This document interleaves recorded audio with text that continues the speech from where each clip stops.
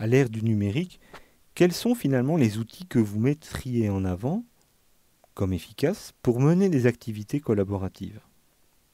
Tout d'abord, je souhaite faire deux remarques préliminaires.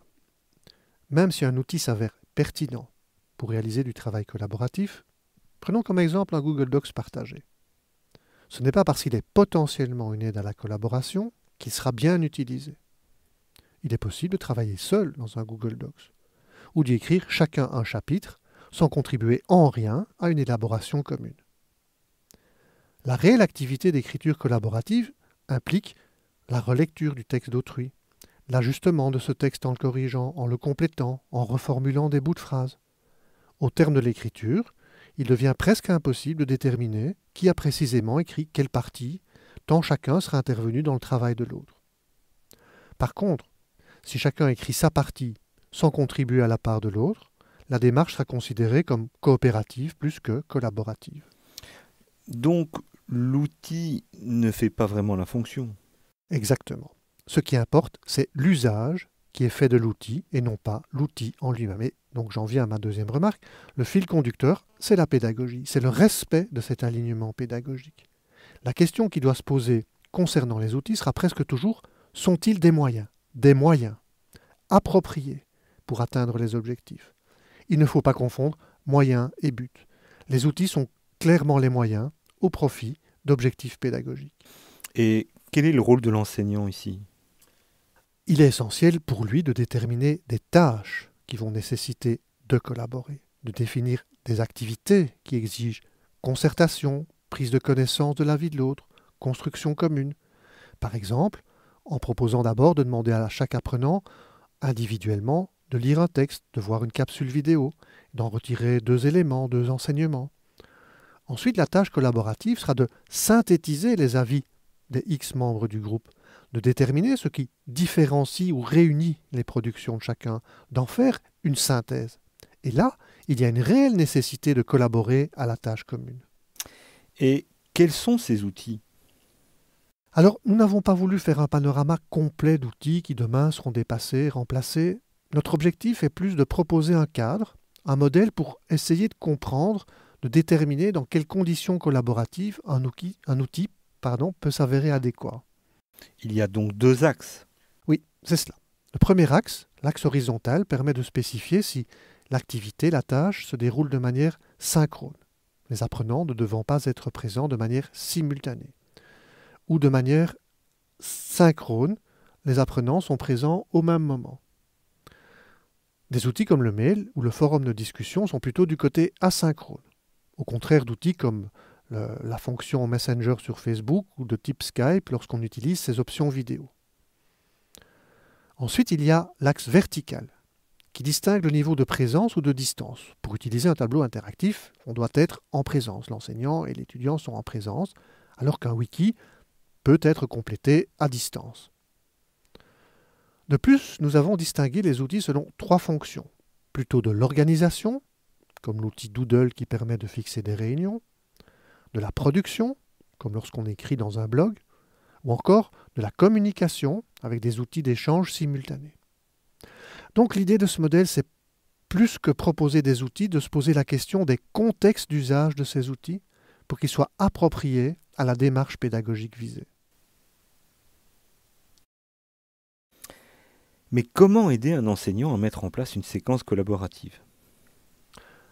Alors pour cela, je vous conseille un ouvrage que Pierre Dillembourg a écrit dans lequel il a développé un outil intitulé Orchestration Graph, permettant de visualiser un scénario collaboratif en mettant en évidence d'une part les types d'activités, individuelles, collaboratives, avec un groupe plénier, et d'autre part les liens entre celles-ci. Pouvez-vous nous donner des exemples, décrire des scénarios à partir de ce mode de représentation? Comme celui que vous allez voir, que vous voyez et que vous avez sous les yeux, un scénario relativement simple à mettre en œuvre est celui de l'arche. Il montre que l'enseignant peut solliciter différents modes de raisonnement au cours d'une même séquence d'apprentissage. Après une introduction du sujet, il invite les élèves à rechercher des exemples par rapport au concept traité. On est là dans une approche analogique. La formalisation d'une règle à partir de ces différents exemples partagés est mise en œuvre au sein de chaque groupe collaboratif. Et la phase avec le groupe complet consiste à comparer les différentes règles formulées et permet d'initier une tâche déductive individuelle où les élèves vont utiliser, dans une autre situation, la règle qui a été formulée.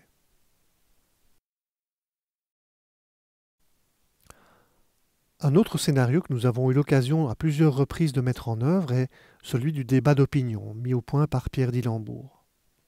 Nous allons le décrire en nous appuyant sur l'explication qu'il donne dans un article paru dans la revue Éducation et Formation en 2007.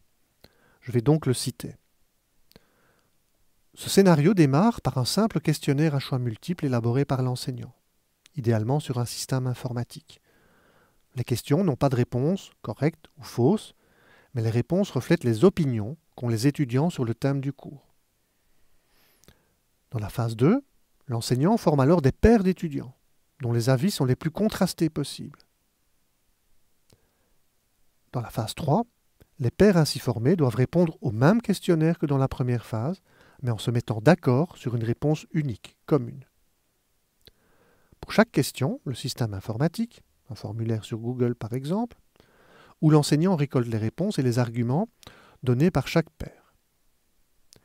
Dans la phase 4, l'enseignant demande aux étudiants de commenter leurs réponses et leurs arguments. Les arguments fournis par les étudiants comprennent grosso modo l'ensemble des concepts que l'enseignant aborderait dans son cours au préalable. Le rôle de l'enseignant est alors d'organiser ces concepts en théorie, de les mettre en relation, de fournir des définitions précises, de reformuler les choses, bref, d'introduire une certaine structure dans les connaissances produites par les étudiants au cours de l'argumentation. Enfin, dans la phase 5, chaque étudiant écrit une synthèse des arguments produits pour une des questions abordées. Ce scénario décrit en quelque sorte quelque chose qu'aujourd'hui on peut assimiler à de la classe inversée.